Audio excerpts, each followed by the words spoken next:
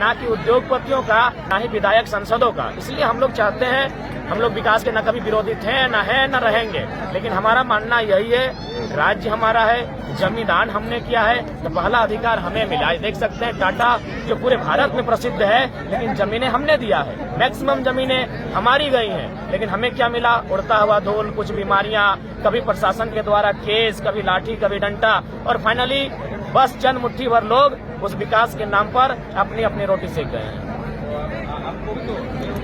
पूरे राज्य में महिला जुटान आप जो करने जा रहे हैं, किस तरह का रिस्पॉन्स मिल रहा है? बहुत अच्छा रिस्पॉन्स आप देख सकते हैं, और हमें तो ऐसा प्रतीत हो रहा है कि पुरुषों की तुलना में आज महिलाएं अपने अधिकार को लेकर काफी ज्यादा जागरूक है, और इसलिए होना भी चाहिए, क्योंकि इन जमीनों पर जब हमारे खेत थे तो महिलाओं की भागीदारी 50% थी, यानी पुरुष हल चलाते थे, महिलाएं धान रोपती थी, बराबर का काम होता था।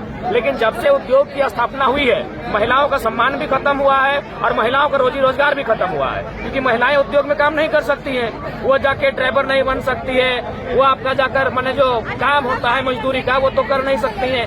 तो इस लिहाज से कंपनी को महिला सशक्तिकरण को प्राथमिकता देते हुए कंपनी अपने फंड के माध्यम से महिलाओं के लिए रोजगार उपलब्ध कराती, चाहे कहीं अगरबत्ती का मामला हो, मोमबत्ती बनाना हो या अन्य कोई स्रोत हो, इस पर कंपनी को खर्च करना चाहिए। लेकिन ये क्या करती है, मोटे माल ये खर्च करती है विधायक और मंत्रियों को अपनी आवाज को चुप रखने के लिए। तो मेरा मानना है, उद्योग से अगर नुकसान किसी को हुआ है तो महिलाओं को हुआ है, क्योंकि जब खेती होती थी महिलाओं को बराबर का अधिकार मिलता था। तो इसलिए जब उद्योग की स्थापना हुई है तो महिलाओं को भी अधिकार मिलना चाहिए। खारिज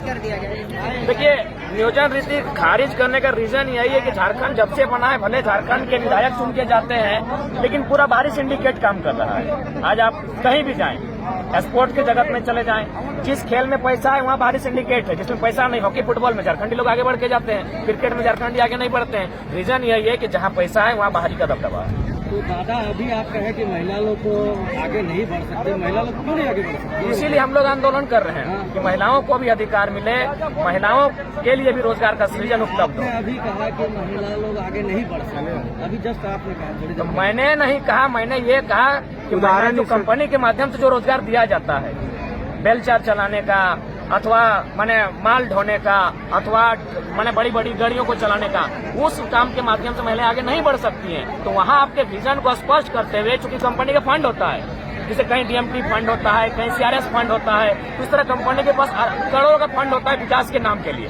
तो उस फंड में से कुछ राशि को महिलाओं के लिए, जो छोटे छोटे उद्योग के माध्यम से, जैसे हम लोग अगरबत्ती का नाम सुनते हैं, मोमबत्ती सुनते हैं, मशरूम पालन सुनते हैं, मुर्गी पालन सुनते हैं, जो महिलाएं सक्षम हैं। और मेरा मानना है कि महिलाओं को अगर आप बेलचा के काम में ले आते हैं तो कहीं ना कहीं उसके सम्मान के साथ सूट नहीं करता है। तो वो बात मैंने कहा, मैंने ये नहीं कहा कि महिलाएं नहीं बढ़, महिलाओं को बढ़ाने के लिए आज हम लोग महिला जुटान के तहत यहाँ पर आए हुए हैं।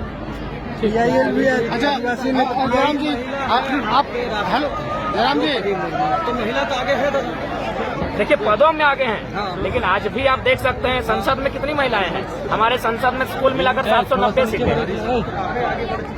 काफी बड़ी है। मात्रा क्या है, आप एक को उदाहरण नहीं ले सकते। आप एक महिला को आगे रखकर बाकी 99 महिलाओं को पीछे रखे हैं, तो उसका उदाहरण हम नहीं ले सकते। ठीक है, उनका सम्मान करते हैं कि एक महिला, दो महिला आगे गई है। हमारा मानना है, महिला को आधी आबादी कहा जाता है तो अधिकार भी आधा होना चाहिए। जयराम जी,